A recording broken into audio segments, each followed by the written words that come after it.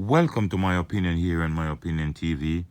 Don't forget to like, share, subscribe, click the notification bell so as soon as a video is released, you'll be one of the first to be notified. And this morning, we want to look at things that transpired over the weekend, especially in Western Jamaica. It was a bloody weekend in Western Jamaica, a sad weekend for parents and guardians of teenagers, as we have seen a couple of teenagers, one losing his life, other injured, and a traumatic situation where a little child was left totally bemused, confused, and bewildered by these hoodlums who continue to wreak havoc on Jamaica. And I don't know the direction Jamaica is heading at this point. At one point, you thought Jamaica would be fearful of the coronavirus. But right now, as it stands, it seems as if the murder rate and the coronavirus are running hand in hand. And until something is done to put a lid on this situation, Jamaica is always going to be referred to as a failed state. But it was a bloody weekend across Jamaica, especially in Western Jamaica. 8 persons were killed on Saturday alone in Western Jamaica. First to commence with, a 16-year-old student was among 8 persons fatally shot, while at least 3 others, including a 13-year-old boy, were left nursing gunshot wounds as criminals went on a rampage across the western parishes of St. James and Westmoreland over the weekend. Now, as a child growing up, these were parishes you would never be associated with criminal activities. But since the influx of the lotto scam, a lot of these communities have descended into chaos and destruction. And these youngsters have found it so easy to have guns. Wherever they get the guns from, whoever gives them the gun, that's another question left to be answered. The dead student has been identified as Omarion Campbell of Peaceview in St. James. According to police report, at about 5 p.m. on Saturday, the 2 teenage boys went to a shop in the community when armed men with handguns and rifles entered and opened fire, hitting both of them. They were taken to hospital where Campbell was pronounced dead and the 13-year-old admitted in serious condition. Now, in this incident, there's a viral video going around of these hoodlums entering the community and killing the 16-year-old and injuring the other. But what hurts and what brings shockwaves to most persons is the fact that this teenager boy went in there with his little brother who is no more than 5 or 4 years old. According to other places on social media, his grandmother sent him to shop with his little brother. And as he entered the shop, you could see, based on the video, these hoodlums descended their car, ran into the shop. They didn't ask no question. They didn't talk to anybody. They just opened fire widely. The little child, the little baby brother, about 4 or 5 years old, was going back and forth. Everybody was, when you saw that video, you were more fearful. Even though a 16-year-old child lost his life, you're beginning to start feel a certain type of way because you saw what that little child was exposed to. Will this child ever live to forget this incident? He witnessed his brother being killed. A 16-year-old child killed by these hoodlums in retaliation, based on what we are hearing, for the killing of the artist called Father God. Now, another situation you have to really look at is that could the police have done anything to prevent this? Because we have grown accustomed to Montego Bay, and once one set of persons are being killed, there's going to be retaliation. This retaliation took place in less than 24 hours.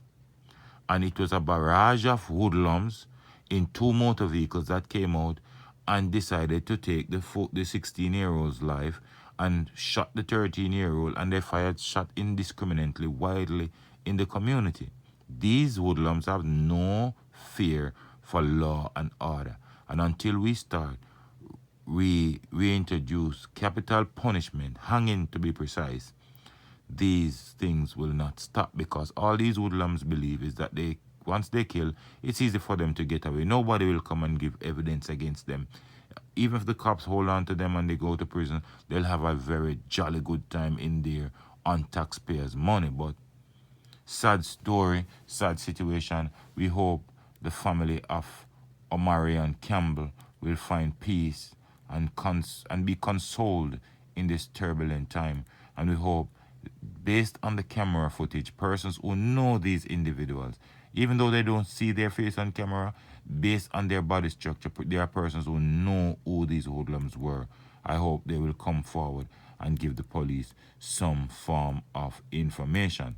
In other incidents on Saturday, a 41-year-old farmer, Brian Cooth, 35-year-old painter, Jermaine Brown, and 33-year-old data clerk, Darrell Richards of Salt Spring, were killed in separate incidents. And based on what's going on in St. James, sooner or later, there'll be no persons living in St. James.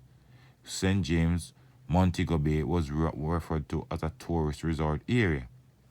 Now, the amount of killing that is taking place in Montego Bay, it should be referred to as the Gulf. I think there's a community down there also referred to as the Gulf. So that pretty much they're living up to that name. The police report that at about 8:30 p.m., Brown, who was visiting a female friend in the area as Hope, he was visiting a female friend in the area known as Opton, was fatally shot by a man whom he had an altercation. It is believed the man fathered a child with the woman who Brown was visiting. Now, this is another situation where I get, based on what I've seen on other platforms, this man left his woman at his house to visit another woman. Now, when he went to visit this woman, she had a man who she had a child with. Now, in these time and ages, why are we men consistently be led by our small head instead of our big head? And when the small head chips in, they don't use the big head to think, and that's how a lot of men have been losing their lives recently. Jermaine Brown went to visit a female. He was shot and killed in an altercation with the man who fathered a child with the woman. So I don't know what conversation or what altercation they found themselves in, but in a situation like that, he should have never ever been caught in an altercation with a man who fathered a child with a woman. All he should have done is just leave and go about his merry way. Based on what we're hearing, is that he actually lived with his woman, so he shouldn't be there in the first place.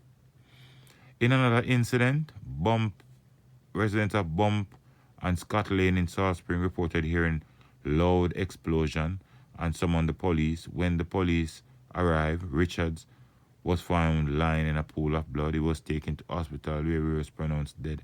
These are all the stories you'll be hearing. There was another double murder in Westmoreland. In Westmoreland, Arsenio Psalms 28, Devon Mosley 34, both of Groveland Mountain, Negril, 59-year-old Winston Williams of Grange Lodges, and an unidentified man were victims of gunmen on Saturday. Reports from the Grange police are that about 7:30, Williams and another man were standing outside a shop in the community when men drove up on motorcycles, opened fire, hitting both of them. The police were summoned and both men were taken to hospital where Williams was pronounced dead and another man admitted. The incidents are being investigated by the police. Now, in all of this, every time you look at it, can the police monitor all these areas? What is going on in good Jamaica? Jamaica, the country we refer to as land and wood and water. Jamaica, the land of one love, the land of Bob Marley, Usain Bolt, and all those great persons that have been coming out of Jamaica. This is what Jamaica has descended into. There's no there's no peace for law-abiding citizens. And what to make the situation worse, if I am not a security officer. I am not with the police force nor the Jamaica Defense Force, and I can feel so traumatized. Can you imagine these law-abiding security forces who are given the responsibility of protect, reassure Jamaican citizens, how frustrated they are? They must be very frustrated. At one minute it's St. James, the next minute it's Clarendon, the next minute it's St. Catherine, then it's Kingston. It's all over.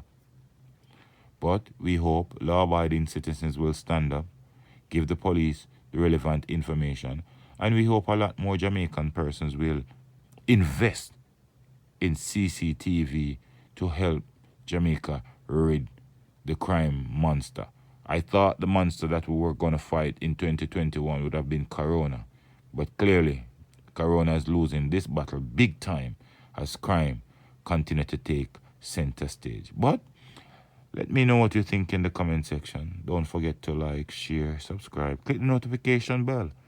So as soon as a video is released, you'll be one of the first to be notified. Until next time, be safe. Look out for the children. Look out for a loved one. Look out for a neighbor. And most of all, keep it locked on My Opinion TV.